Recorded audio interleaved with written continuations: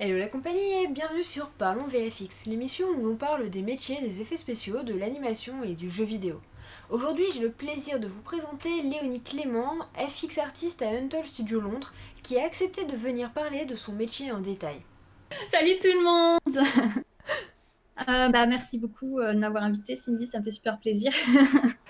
Donc, euh, donc Léonie, tu travailles à Untold Studio à Londres.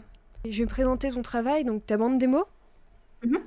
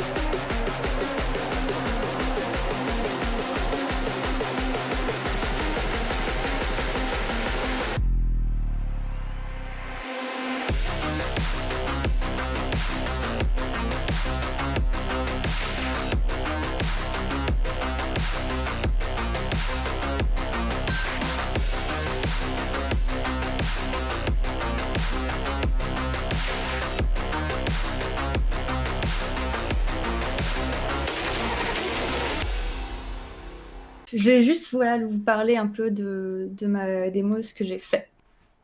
Donc tout ça c'est du CFX. Donc le CFX, Alex en avait parlé la semaine dernière. Ça fait du caractère FX et en gros voilà c'est tout ce qui est la simulation des vêtements, des muscles, des cheveux, des poils, tout ça. Et du coup, sur ce projet, on m'avait demandé voilà, de faire la simulation des muscles.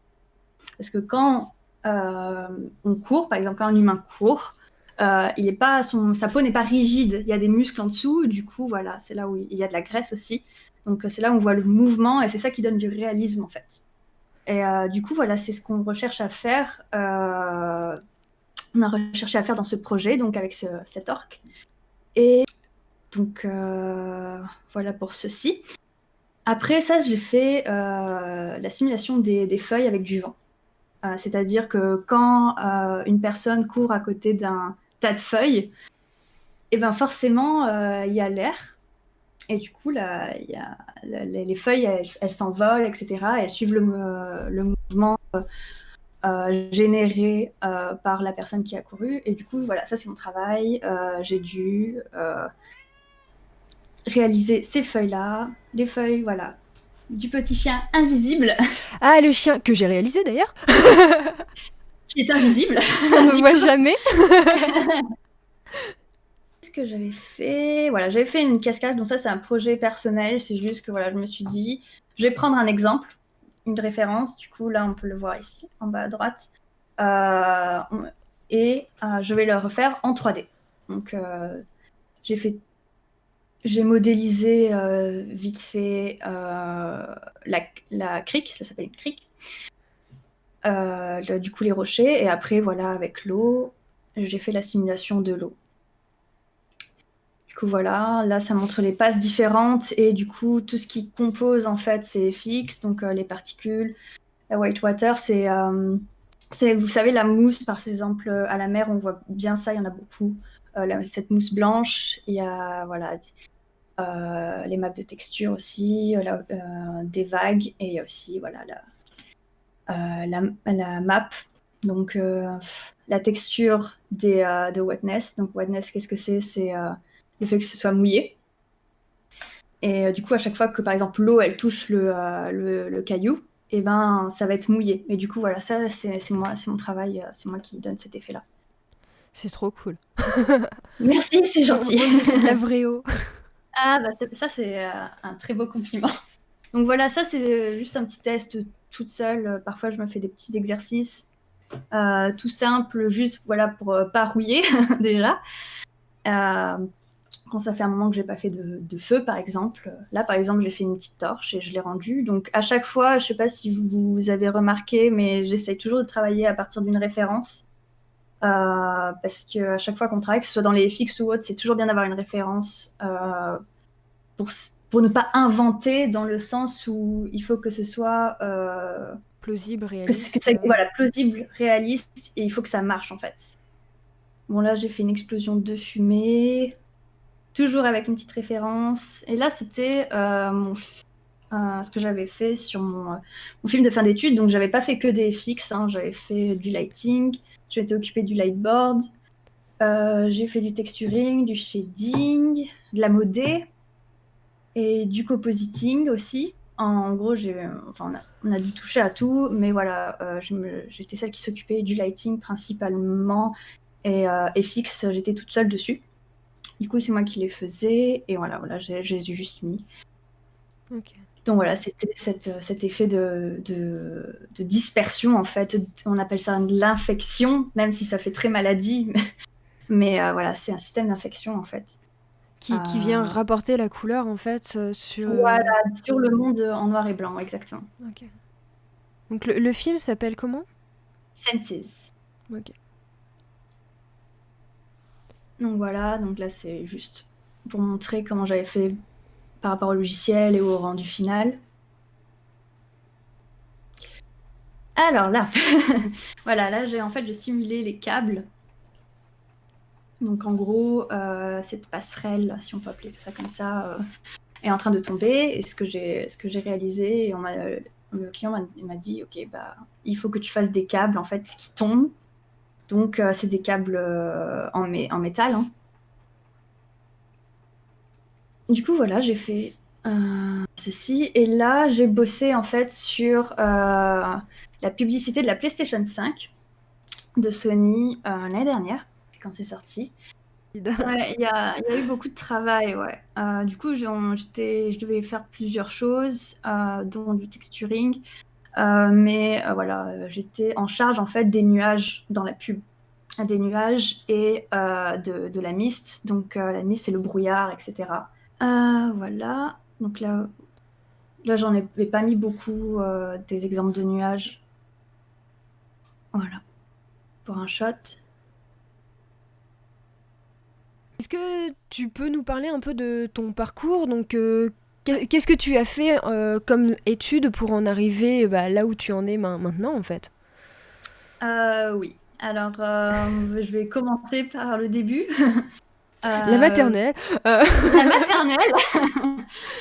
En gros, ce que j'ai fait, c'est que, comme beaucoup de gens de notre génération, j'ai grandi avec les jeux vidéo, les films, etc.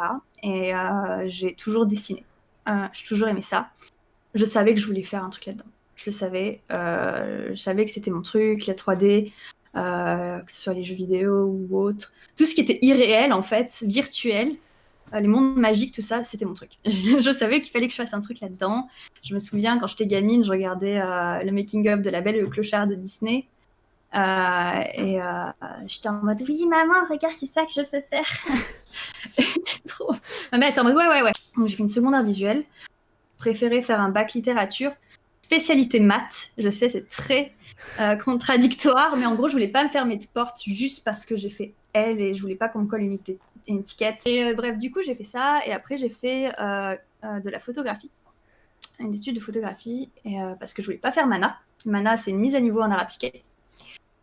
Et du coup, j'ai sauté la mana en faisant de la photographie et j'avais demandé au professeur oui, est-ce que je peux assister à des cours de dessin à côté de mes cours à moi. Du coup, je passais mon examen de photographie et à côté, je faisais les cours de dessin avec les profs, quoi. Et après, je suis entrée en 3D. J'ai passé entretien et j'ai été prise. Et du coup, j'ai fait l'ESMA, École supérieure des métiers artistiques à Montpellier. Et après, ça a duré combien de temps? Ça a duré 4 ans, la formation 3D. Donc j'ai été diplômée, 2 semaines après, j'ai eu un travail en fait. Waouh. Mais après, C'est voilà, cool. ouais, c'est cool. Mais après, voilà, pour ceux qui cherchent du travail ou qui se font du souci, par exemple, qui sont encore à l'école et ils se disent oui, est-ce que je vais trouver du travail, etc. Être embauché, c'est aussi une question de chance et de timing. Ça ne veut pas dire que vous n'êtes pas bon, en fait. Ça ne veut Ouais, pas dire je que vous... suis d'accord avec ça. Et je dis ça comme si c'était facile. Moi aussi, hein, comme tout le monde, on m'a pas toujours dit oui. Il faut pas le prendre sur soi. On ne peut pas se dire oui, j'ai pas été prise parce que j'ai été nulle ou autre. Ça veut rien dire en fait. C'est une question voilà, de chance, d'opportunité, de timing et aussi qui recherche. Parce que voilà, s'ils recherchent un texture artiste et pas un FX artiste, du coup voilà, faut pas paniquer. Comme je disais, il faut pas le prendre personnellement si en ce moment vous traitez le travail parce qu'en plus la situation sanitaire mondiale elle aide pas, hein. Elle n'aide Non. pas. C'est difficile pour beaucoup de gens, mais ça va aller en mieux. Il faut pas, voilà, comme dit Flou, il faut pas perdre espoir. Continuez à travailler, restez motivé et ça va se passer. En quoi est-ce que ça consiste, donc les FX Oui, alors les FX, qu'est-ce que c'est pour ceux qui ne connaissent pas? Les FX, déjà, enfin pour moi, la définition à moi, c'est de la magie. C'est de la magie, c'est être capable de contrôler les éléments en 3D. C'est-à-dire le feu, l'eau, les particules, les volumes, c'est-à-dire les nuages, la destruction, faire exploser des trucs. Voilà, tout ce genre de choses, c'est des FX. C'est-à-dire que par exemple, si vous allez voir, par exemple, dans une publicité, quelqu'un qui marche dans une flaque d'eau, et ben la flaque d'eau, ce sera les FX en fait. Voilà. Je peux vous montrer des petits trucs si vous voulez. Donc je vais. Voilà. Donc vous avez remarqué, je pense, pour ceux qui regardent les lives de Cindy, la petite tortue. Alors cette petite tortue, elle va voir souffrir. cher. Déjà, on va la noyer. Par exemple, ça c'est Houdini, hein, le truc gris. En fait, c'est Houdini. C'est comme ça que c'est avec ce logiciel qu'on fait les FX dans le VFX. Hein. Ou dans le cinéma d'animation, mais par exemple pour les jeux vidéo, ça sera un autre logiciel. Donc voilà, j'ai cette petite tortue. Et ce que je vais faire, c'est que je vais la laisser tomber dans cet aquarium. Donc tous les petits trucs bleus, là, les petits points bleus, en fait, ce sont des particules. Et ce qu'on va faire, ce que le logiciel va faire, il va simuler en fait la collision entre cette tortue et ces particules. Et après, en fait, il va transformer ces particules en mesh, donc en modèle 3D. Et après, c'est ça qu'on va rendre en fait à la caméra. On va mettre un shader. Ce qu'on appelle un shader, c'est une texture. On va mettre une texture d'eau. Et voilà, ça sera ça. Comme ça que, par exemple, on fera de l'eau, par exemple. Alors, c'est une scène vraiment toute simple. On m'a dit ne fais pas peur avec des scènes compliquées. Du coup, voilà, je vais juste faire un petit truc tout simple. Donc, là, j'ai mis la tortue. Et là, en fait, ça va être ma simulation. Donc, dans Sim. Donc là, c'est un solver. En gros, c'est là-dedans qu'en fait, on dirige comment va se passer la simulation. Et en gros, j'ai fait un petit cache. Comme ça, c'est plus rapide. Et là, si je clique sur Play, on voit qu'il y a de l'eau. L'eau qui bouge en fait. Donc on voit pas la tortue encore, c'est normal. Je vais vous le montrer. Voilà. Voilà. Donc ça.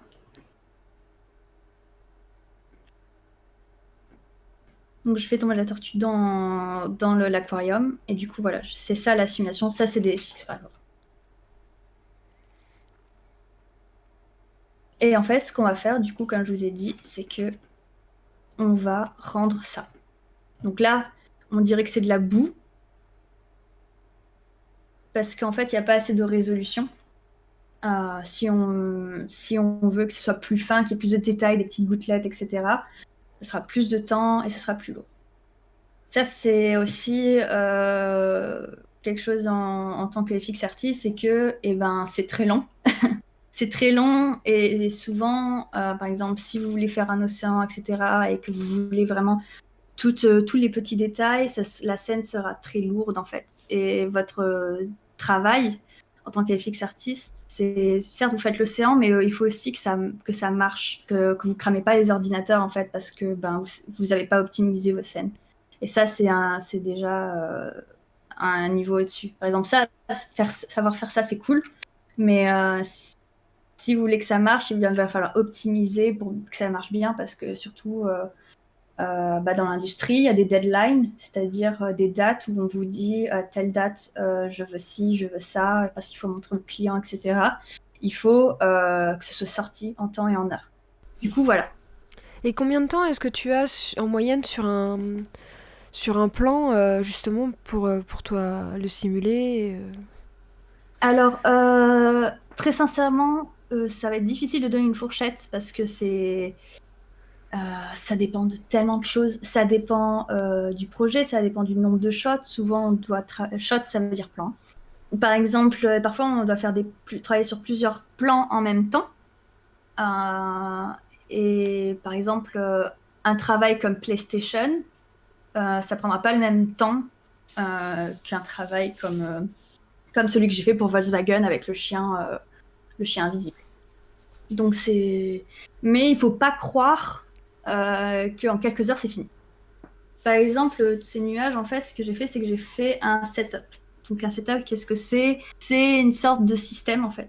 Un système que je crée et que je dois réutiliser sur chaque shot. Par exemple, tout ça, c'est un setup. On va dire que là c'est ma caméra. Voilà, et ça, c'est mon setup. Et en gros, ça, je vais le garder pour un autre shot. Par exemple, si j'ai une caméra qui est ici, voilà, je vais le garder, je vais pas le changer. Ce que je vais changer, c'est ce qu'il y a à l'intérieur, c'est-à-dire les objets, etc.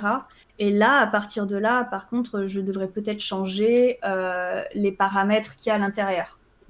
Mais je vais pas à chaque fois refaire de zéro tous ces nodes-là. Après, évidemment, ça dépend si voilà, c'est un gros plan sur l'eau, etc. Peut-être qu'il il va falloir changer ce système ou l'améliorer pour que ce soit plus optimisé pour ce qu'on veut. Tout à l'heure, j'avais parlé vite fait du fait que en tant qu'UX artiste, il faut savoir coder un petit peu. Oui. Voilà. En gros, vous pouvez faire des FX, voilà, comme là, vous voyez, j'ai pas fait de code compliqué ou autre, mais c'est juste qu'au bout d'un moment, le niveau au-dessus, si vous voulez faire FX artist, il va falloir apprendre à coder. Et le langage d'Houdini, c'est du Vex. Donc soit le Vex, soit le Python. Ouais. Qu'est-ce que c'est le Vex? Alors, je vais pas vous faire peur. Mais c'est ok, un d'accord. langage. Too late. Ça, c'est du Vex. D'accord. Voilà, ça, c'est du Vex. Et en gros, c'est des maths. Yes. En gros, voilà, il faut pas avoir peur des maths. Il faut pas avoir peur de savoir coder. Si vous voulez être FX artiste, surtout que quand vous allez devoir, par exemple, quand le client il va vous dire oui, je veux que cette flamme, elle passe de ce côté-là et puis qu'elle revienne comme ça. Et ben là, par exemple, il va falloir savoir un minimum coder en fait pour vous donner la possibilité de personnaliser vraiment vos FX et qui vous suivent à la lettre, en fait, qui suivent exactement ce que vous voulez. Okay. Donc là, c'est juste des petits exemples avec du code, en fait, voilà ce qu'on peut faire. Un petit truc tout simple, c'est par exemple, pour vous montrer, on peut colorer un objet avec du code. Et c'est juste une petite ligne de code. Et c'est tout. C'est juste pour vous montrer que ça, par exemple, ça, c'est du Vex. En fait, le Vex, c'est un langage. C'est juste un langage. C'est apprendre à le parler, à penser et à le lire. C'est-à-dire que @cd, cd, c'est-à-dire la couleur, l'attribut de la couleur, est égal à 0, 0, 3, 0, 1. Et si je change par exemple ça et que je le mets à, je sais pas, 0,5, hop, et bien il sera de ces couleurs. Et du coup, le Vex, c'est que pour Houdini ou tu peux l'utiliser pour d'autres logiciels? Non, c'est Houdini. Et Python, il peut aller sur plusieurs logiciels, dont Houdini. Il y a Maya aussi. Il y a le C++ aussi, mais ça, c'est pas pour Houdini. Ça, par exemple, ce sera pour Unreal, qui est un logiciel de moteur de jeux vidéo. Le code, c'est un langage, en fait. C'est juste savoir parler un autre langage, un langage informatique. Comment t'as su que tu voulais devenir FX artiste? Alors, je suis quelqu'un qui adore les cinématiques et les trailers de jeux vidéo. Je trouve ça magnifique. Et à chaque fois, ceux qui mettaient des étoiles dans les yeux, ben, c'était les FX. C'était de me dire que voilà, cette eau, c'est une rivière réaliste en 3D. Et ben, je trouve ça trop beau, en fait. Je me dire que c'est possible, en fait, de créer ça en 3D et que ça n'existe pas et qu'on dirait une vraie, en fait. Et de te dire que si tu sais faire ça, ben, tu peux faire la rivière que tu veux, en fait. C'est un pouvoir créatif de fou. C'est pas quelque chose de facile. Faire des jeux vidéo, faire des films, c'est vrai que c'est cool, mais il y a vraiment tout un travail très technique derrière et voilà, beaucoup de travail, beaucoup d'investissement. Voilà. Donc c'est juste que vous soyez au courant, c'est pas pour faire peur ou décourager ou autre, c'est juste ne vous voilez pas la face. Parfois, il faut réfléchir, parfois, voilà, il y a du code, parfois, il y a des maths, hein, il y a des maths, c'est pénible, mais si c'est ce qu'il faut pour faire de la magie, enfin, moi, c'est... Vas-y, hein. Enfin, voilà. Si j'avais une autre question que j'ai passée tout à Oui. l'heure, il faut que je la remonte. Ouh là là, vous avez beaucoup parlé, les gens. Alors, du coup, pour le moment, tu as surtout fait de la pub. Tu aimerais faire des projets plus gros, genre films, séries, jeux vidéo?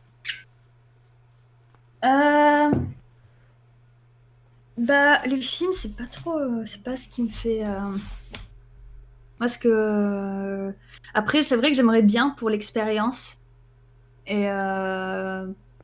Parce que, ouais, j'aimerais bien travailler dans le film pour avoir voilà, une expérience, etc. Après, voilà, ce qui me passionne le plus vraiment, comme j'avais dit un peu au début, c'était les cinématiques et les trailers de jeux vidéo. Donc ça, vraiment, c'est un truc, par contre, qui me passionnerait, mais complètement. Donc voilà. Donc après, pour ceux qui se disent, oui, moi, je veux faire que du film, etc., qui sont pas encore dans l'industrie, etc., il faut pas que vous pensiez de cette manière parce que déjà, vous n'allez pas faire que du film dans votre carrière, parce que parfois il y a du travail là, ou parfois il y a du travail à tel endroit ou autre. Et c'est pas parce que, par exemple, vous travaillez dans la publicité que vous pouvez pas faire de film. Ça n'a rien à voir. Vous pouvez très bien faire de la publicité, aller dans le film après, ou faire autre chose après. L'industrie du VFX, c'est assez vaste, hein, donc voilà. Tout à l'heure, tu nous parlais de jeux vidéo. Quelles sont en fait les différences entre les FX pour un film ou un dessin animé, enfin un film d'animation, et les jeux vidéo, par exemple? Alors, par exemple, pour les FX, ce sera pas le même logiciel. Pour les jeux vidéo, bon, après, il y a toujours un moyen d'importer certains FX pour le mettre dans le moteur de jeu vidéo. Mais le mieux, c'est de le faire directement dans le moteur de jeu vidéo. Donc là, par exemple, Unreal. C'est le développeur, c'est Epic Games. Du coup, Epic Games, normalement, si vous jouez aux jeux vidéo, vous connaissez un peu. Et du coup, t'as déjà eu l'occasion de tester, toi, Oui, voilà. Alors, par exemple, je suis quelqu'un qui m'intéresse, mais je m'y suis mise. Et du coup, je peux vous montrer Unreal. hop. Donc voilà, donc là j'ai fait des petites particules dans Unreal Engine.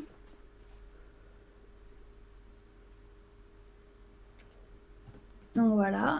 Et en gros, ce qui va se passer, c'est que quand je vais faire play, et ben là je suis la caméra du joueur, et donc je peux marcher, etc.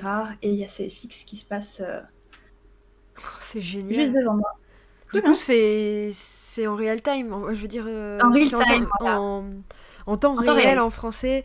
Du coup, tu pourrais transformer chaque point par une nuée d'oiseaux, par exemple. Oui, voilà, exactement. Tu peux faire ce que tu veux. Tu peux faire des flammes, etc. Donc voilà, donc là je suis en train d'apprendre en gros à faire des fixes sur Unreal. Donc j'ai commencé il y a pas longtemps du tout. Et là, je commence à m'y mettre le mois prochain. Je saurai faire d'autres choses en plus, etc. Mais bon, c'est juste pour dire que la passerelle est possible si vous êtes déjà à faire des FX.